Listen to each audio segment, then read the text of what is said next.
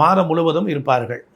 புதன் 3ஆம் தேதி 12வது வீட்டிற்கும் 6ஆம் தேதி சுக்கிரன் ராகுவோடு இணைவார். இதைத் தொடர்ந்து சூரியனும் 13ஆம் தேதி அதே வீட்டிற்கு மற்றும் 23ஆம் தேதி செவ்வாயும் உள்ளே நுழைவார்கள்.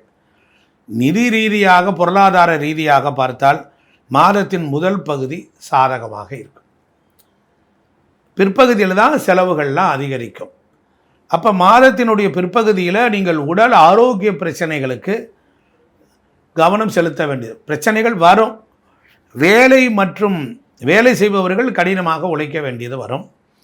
உங்கள் முயற்சிகளுக்கு முழு பலன்களும் கிடைக்கும். உங்களுடைய வேலை செய்கின்ற மெத்தேடுக்கு பணிக்கு பாராட்டுக்கள்லாம் கிடைக்கும்.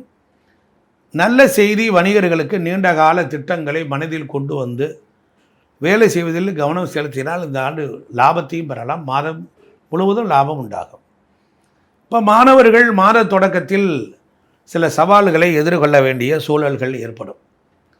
அவங்களுடைய கவனம் படிப்பில் இல்லாமல் சிதறடிக்கப்படக்கூடிய சூழல்கள் உண்டாகும்.